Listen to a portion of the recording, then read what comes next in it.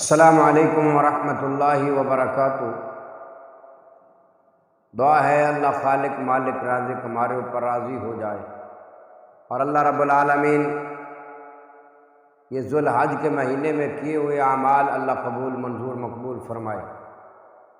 میرے پیارے بھائیوں، کل اتوار کا دن ہے اور 16 تاریخ ہے۔ پاکستان میں یوم عرفہ ہے۔ یوم عرفہ کا دن بڑا ہی قیمتی دن ہے، اس کو ضائع نہ کیجیے گا میرے بھائیوں۔ یہ یوم عرفہ کا جو دن ہے بڑا قیمتی دن ہے، بڑا قیمتی دن ہے، آپ اس کو ضائع نہ کیجیے گا۔ امام کائنات صلی اللہ علیہ وآلہ وسلم فرماتے ہیں، جو بندہ یوم عرفہ کا روزہ رکھتا ہے، جو بندہ یوم عرفہ کے دن کا روزہ رکھتا ہے، امام کائنات صلی اللہ علیہ وسلم فرماتے ہیں اللہ تبارک و تعالی اس کی زندگی کے 2 سال کے گناہ اللہ معاف کر دیتے ہیں۔ 2 سال کے گناہ معاف ہو جاتے ہیں جو بندہ یوم عرفہ کا روزہ رکھتا ہے۔ میرے بھائیوں،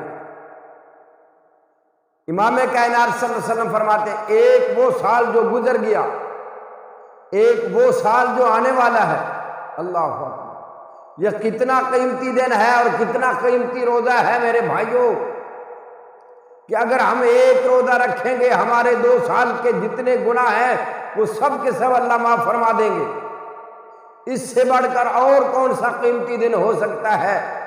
یہ بات میں نہیں کر رہا، میرے استاد نہیں کر رہے، بلکہ امام کائنات امام الانبیاء حضرت محمد الرسول اللہ صلی اللہ علیہ وسلم اپنی نبوت والی زبان سے یہ کلمات ارشاد فرما رہے ہیں۔ آپ فرماتے ہیں جو بندہ روزہ رکھتا ہے اس کے زندگی کے 2 سال کے گناہ معاف ہو۔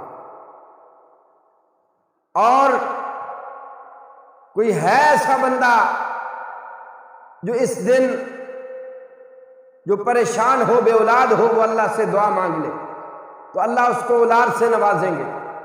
کوئی بندہ ہے ایسا جو پریشان ہو رزق کی وجہ سے، اللہ تبارک و تعالیٰ اس کو رزق کی فراوانی سے نوازیں گے۔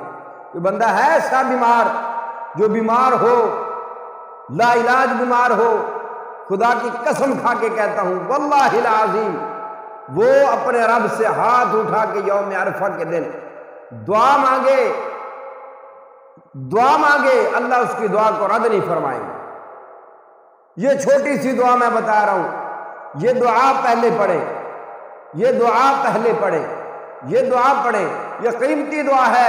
امام کائنات صلی اللہ علیہ وسلم فرماتے ہیں میں بھی یہ دعا پڑھتا ہوں، مجھ سے پہلے جتنے انبیاء کرام علیہ السلام دنیا میں تشریف لائے تھے وہ بھی یہ دعا پڑھا کرتے تھے، میں بھی یہ پڑھتا ہوں، اور مجھ سے پہلے جو انبیاء تشریف لائے تھے وہ بھی یہ دعا پڑھتے تھے۔